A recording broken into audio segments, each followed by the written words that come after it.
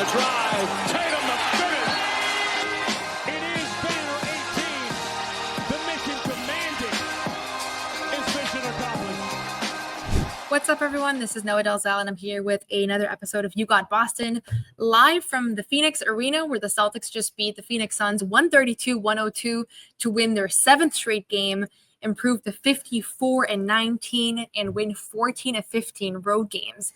And they're on pace to have the second best point differential in road game history after the 1972 Lakers, I believe. So this is becoming an all-time historic team on the road, and also a team that is now on pace to win more than 60 games, which many people did not think was going to be the case after they went about 500 for about 5 weeks in December and January. So total turnaround here, really well-balanced effort without Jayson Tatum, who missed his first game due to a rolled ankle that he suffered on Monday night. And you're seeing that this team, it really doesn't matter who's available to play. They step up and different guys shoulder the load and are ultimately able to be effective in what needs to be done. Tonight it was Kristaps Porzingis who scored 30 points for just his 8th time as a member of the Boston Celtics. I spoke to him post-game. He said that he really feels like pretty good right now. Obviously, he's been coming back from that multi-week absence where he suffered that mysterious illness, so we still don't know exactly what it was. Porzingis has now played in, I think this is his 4th game back.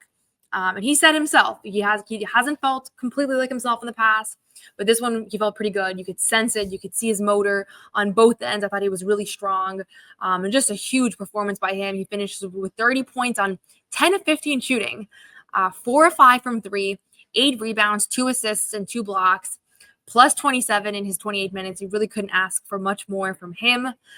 Just going down the line here, pretty well-balanced effort. As I said, Jaylen Brown, 24 points on 7 of 15 shooting, 5 assists, a steal. He's been struggling with this knee injury. The outlook on the knee injury, honestly, wasn't great post-game. He pretty much said that he knows this is something that he's going to have to continue to manage. He said that this is something that he is, it's tough. He hasn't ever had knee issues in his career. He's 27 years old. It's weird when you have like a new body part that you're now having to worry about. The official thing that was listed was a right knee impingement. We got an email about it. It seemed pretty formal. He missed 2 games and then came back to play the Kings on Monday, and it was back today. He wasn't even in the injury report. So I think he wants to play down the stretch, whether that's because he wants to be eligible for All-NBA, which means that he'll have to play in 65 games, or if he just wants to play because the postseason is coming up and it matters and he wants to be available for that and be in rhythm. I don't know. It's both of those things. He said confidence and rhythm is an important piece here. So he wants to make sure that he's able to get kind of his rhythm. And he said tonight was a good step in the right direction. Again, he is still within that minutes restriction. He played 28 minutes tonight, 25 on Monday. I bet he'll have that restriction for a little bit here. But it's good to see some go down. He hit his first 2 threes, set the tone there. That defensively, he made some good things happen on Kevin Durant. But he was getting stretched out throughout the game. So you can tell this is something that is still lingering, still somewhat bothering him.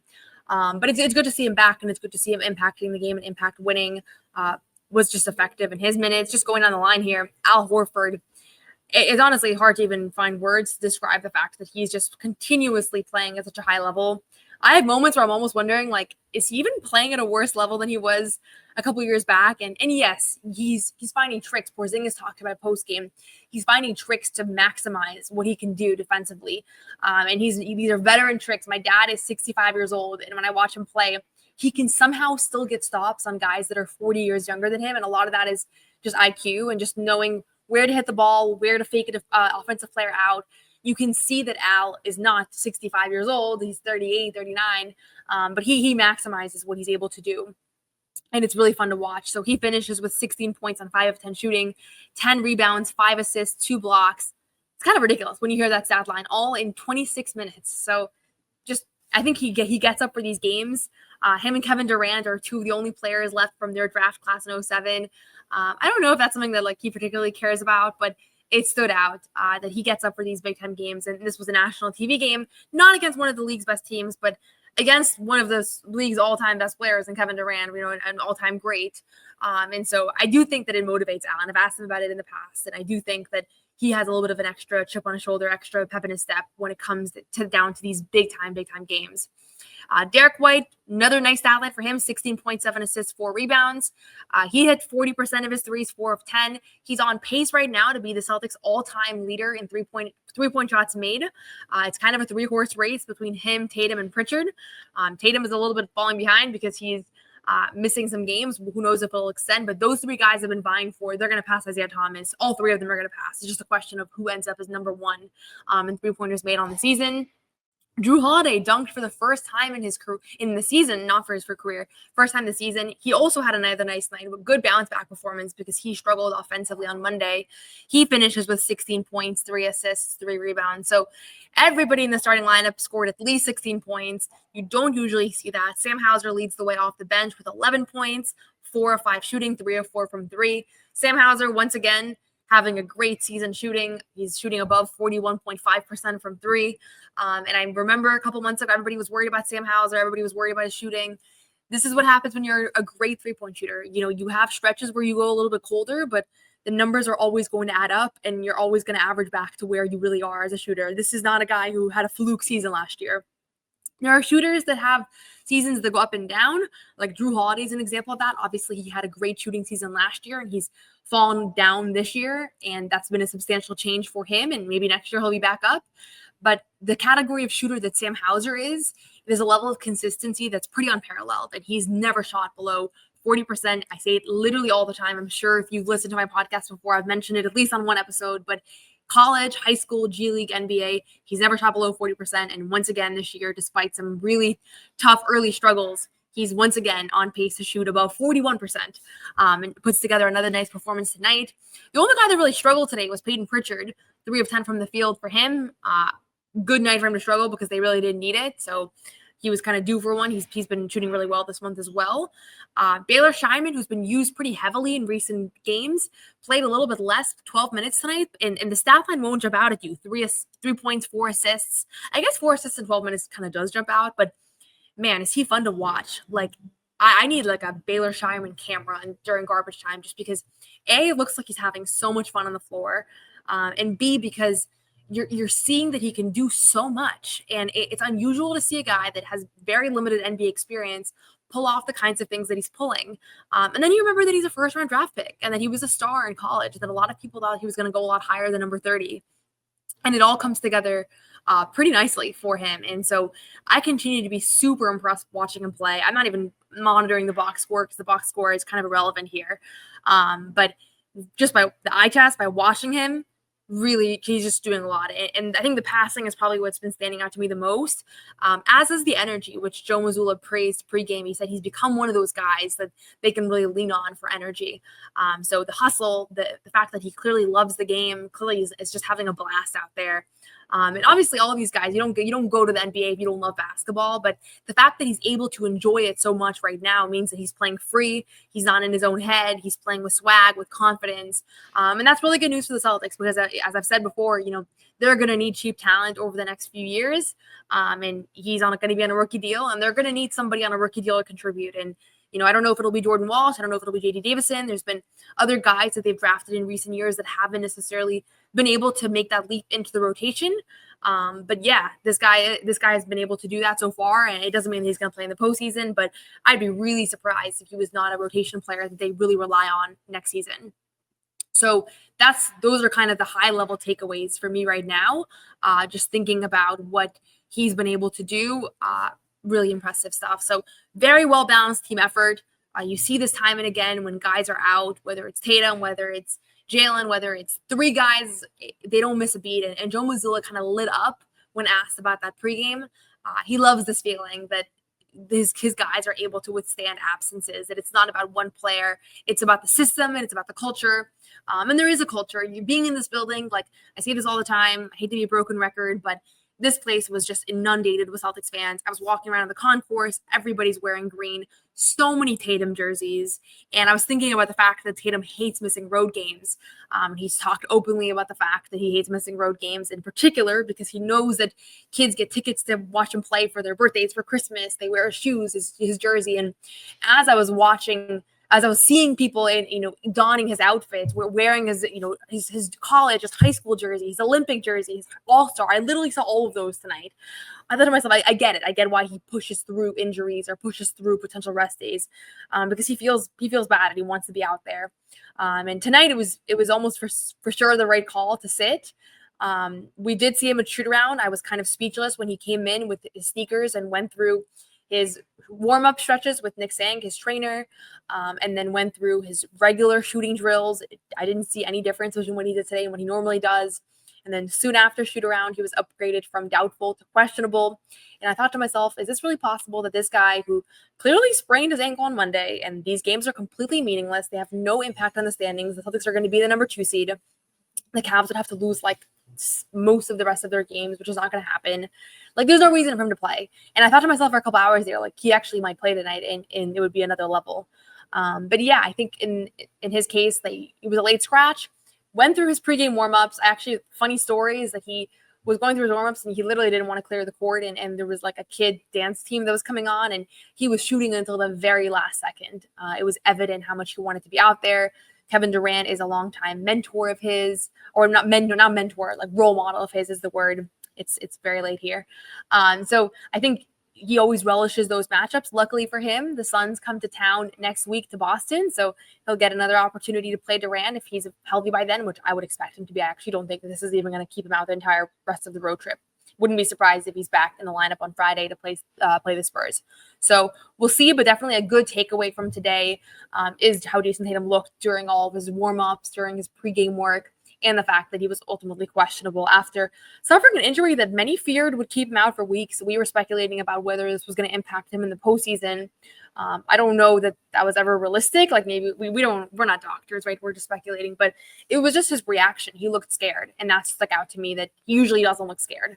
And so I just wondered to myself, like, does he know something we don't? Is there a reason why he's kind of panicking? And then you realize, he's just a regular person that is processing an injury in a high stress, high stakes moment. And probably he thought it was worse than what it actually was. And that's a good thing. PrizePicks is the best place to get real money sports action. With over 10 million members and billions of dollars in awarded winnings, PrizePicks has made daily fantasy sports accessible to all. You just pick more or less on at least 2 players for a shot to win up to 1,000 times your cash.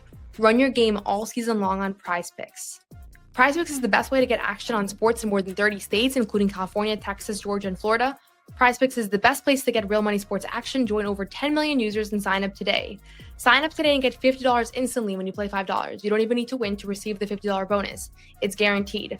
PrizePicks also offers weekly promotions that can lead to big payouts like Taco Tuesday. Each Tuesday, PrizePicks discounts select players' projections up to 25% to provide even more value for your lineups. This week on PrizePicks, I'm looking at the basketball board and I'm selecting Jayson Tatum for more than 29 points and Anthony Edwards for more than 25 points. Download the app today and use code CLNS to get $50 instantly after you play your first $5 lineup. Download the app today and use code CLNS to get $50 instantly after you play your first $5 lineup. PrizePicks, run your game. So in addition to the standout win here, which now they're 4-0 on this road trip, and as I said earlier, they've won 14 of 15 road games, which is just ridiculous. The other news item that's been developing in the background is obviously the sale of the team to Bill Chisholm and his wife, Kimberly. I will never be able to pronounce that last name as much as I hear it. And they were in Sacramento. That was their first time attending a game since the sale. They met up with Brad Stevens, with Jaylen Brown, Jayson Tatum, Derek White. Like, there was a lot of clips that NBC Sports Boston posted. I wasn't in Sacramento, but was able to kind of watch that from afar. And today, Brad Stevens was a shoot around, which is not unusual at all. He's oftentimes on the road with his team. He actually travels more than I expected him to, considering he is the general manager. I don't know if that's customary for other teams, but he's around a lot. But made sense that he made it for this trip because it was an opportunity for him to meet his new boss. In a way, I guess the owner is his boss. And so this was an opportunity for him to meet Bill. He had a lot of nice things to say. A couple of us spoke to Brad at shoot around this morning, and he had a lot of nice things to say. I said that he seems like a great guy. One of the things that stuck out to me was that he met with the 4 owners and the 4 finalists for buying the team from Wick, one of which was Bill. Another one was the Steve Pagliuca group, which obviously he's much more familiar with. And he said that each one of them wanted to know different things and different things stood out. But the thing that really stood out about Bill and his group was how much of a Celtics fan he was. And that's a cool thing. Like, forget the logistics of how he's going to be as an owner. We don't really know yet. That's the truth. Like, I can sit here and speculate. I can sit here and talk about private equity. I'm honestly not going to, because there are people that are more in the weeds on that stuff that can probably give you a better perspective.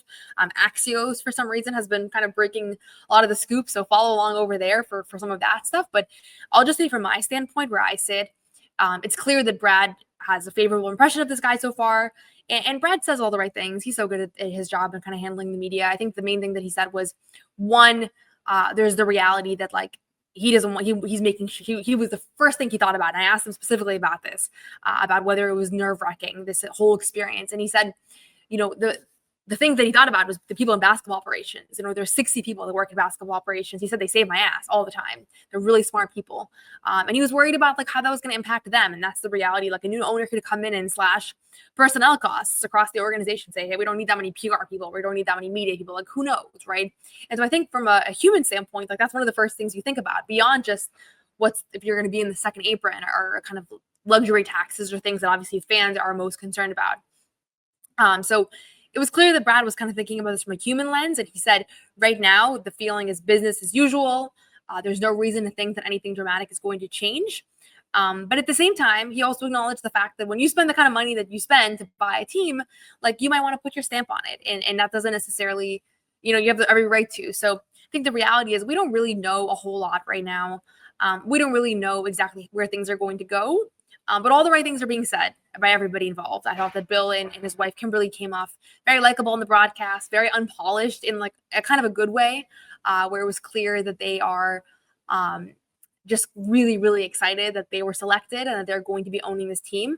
And I buy their Celtics fandom. I think what I don't really know is what share they're going to have and who else is in the ownership group, or maybe are they representing the ownership group because they do have the fandom story, and is a lot of the money coming from other places? Like, those are the kinds of questions that I have. And then obviously the private equity concerns around, like, how much of this is already financed. So we'll see, but generally positive conversation with Brad Stevens. You can check out that press conference, as well as all of the media availabilities from the road here on CLNS Media on YouTube. So feel free to check all of that out.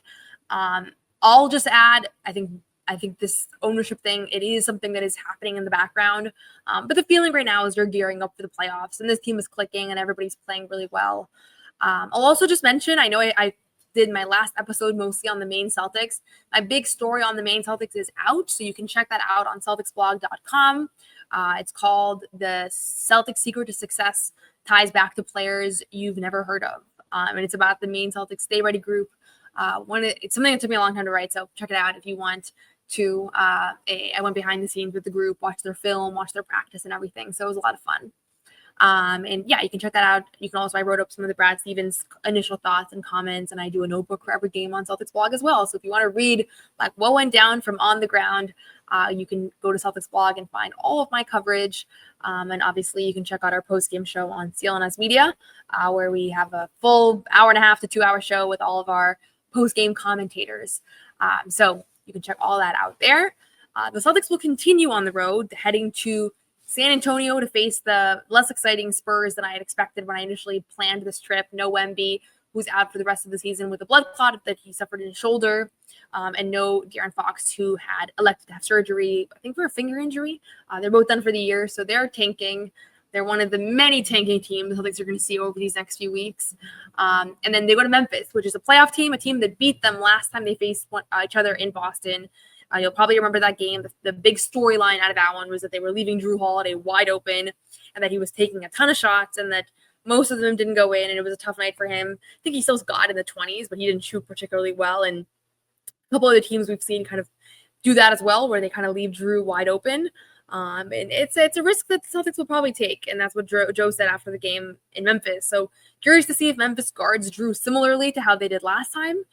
Curious to see how Jaylen looks as somebody who's continuing to recuperate from this injury that seems like it's not necessarily going to go away. It's something that he's just working through, something that he said he's never dealt with a knee injury before. It's my biggest question / concern about this team heading into the postseason is Jaylen's health, because regardless of whether you're the biggest Jaylen Brown fan in the world or not, like, he is integral to this team. He was the finals MVP last year. Whether or not he thought he deserved it is secondary to the fact that he plays a major role on this team on both ends. And the fact that he's, he told us straight up that this is an injury that he's dealing with. This is something that's impacting him that he's never faced before. He's never had any issues before. That's my biggest concern for this team moving forward. Secondary, I'll be curious to see if Tatum returns on this trip. But honestly, that kind of ankle injury is not something that should keep anybody up at night. Really unfortunate news coming out of Milwaukee earlier today that Damian Lillard is out not out for the season, but that he has a blood clot in his leg.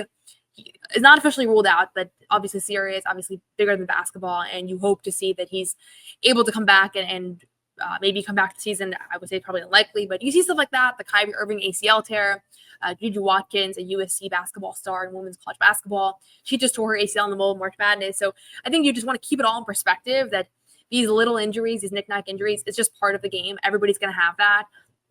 Derek White hurt his hand. He had some ice on his right hand after the game in the locker room. I don't know if that's something that's going to keep him out. I don't know if it's much of a concern. It didn't look terrible. He probably just jammed a finger, but everybody's going to have their thing this time of year, and just they're professional athletes. They have the best medical care in the world. So as I said, Jaylen's thing is standing out to me just because it's a knee and it impacts your whole body, and it's kept him out and it's bothered him for like 6 weeks now. But at the same time, he is available to play. And I thought tonight he was really impactful, despite the fact that he clearly is still dealing with some limitations. So overall, an impressive win over a Phoenix Suns team that actually had been playing well. They had won 4 straight. They're making a playoff push. Kevin Durant was crazy hot in the first quarter, 16 points in the first period. And I thought to myself, maybe we're going to see him really go off, but they adjusted and guarded him better in the next 3 quarters. Devin Booker, I thought that they also contained. Joe Mazzulla credited their physicality, also acknowledged that he just missed some shots that he probably normally would make, which is always part of the game when you're playing, against another great team. Another great players that they're not a great team, but they have a couple of great players. So I'll have another post-game podcast after each of these road games as we kind of talk through, break down what went down. I think my biggest observation from actually being here, which is kind of the point of covering games in person, is just like this felt like Celtics Nation. It really did. It was kind of remarkable just seeing how many fans were here, the Let's Go Celtics chants, the starting lineup introductions, pregame, the fans clamoring to just see the players. Tatum walked in and he almost got a standing ovation, and he wasn't even playing. He was just, people were just so excited to see him warm up. So you think about the fact that this team has been so good on the road. They've won 14-15. As I mentioned earlier, like they're on pace to have the second best point differential on the road in NBA history. And it kind of answers its own question. Why is that? A lot of it is the energy that they get on the road. It's different than most other teams. They're not really on the road in a sense. And Joe said that with that comes a level of gratitude, but also a level of responsibility and ownership, that they know that they have to be super locked in, and they have to kind of, play up to that honor and to the tradition of being a member of the Boston Celtics. So with that, I'll wrap up here. A little bit of a shorter podcast today, but we'll have a couple this week from the road. As always, you can subscribe to my channel, You Got Boston Podcast, so you can get all my podcast episodes. They also get posted on CLNS Media. So depending on where you're watching this, subscribe for the other ones. So you have both feeds, whether it's all of our post-game content on CLNS Media or just my podcast on You Got Boston Podcast. Follow along for the rest of the road trip with updates on my Twitter/X channel or Blue Sky, both. And thanks again for watching. I really appreciate it. Really enjoy. It's a dream job as always to cover this team on the road. Never gets old. So it wouldn't be possible without all of your guys' engagement and support and viewership and consuming the articles and everything. So I really do appreciate it. There's stuff you want me to talk about also. If you have questions, you can always DM me on Twitter, and I'm happy to do a little Q&A portion as well. I haven't been able to go live in a while, but I'll do that when I get back to Boston too, so we can just do a live show where I answer all your questions. But enjoy the rest of the night or day / whenever you're watching this, and we'll be back sooner rather than later.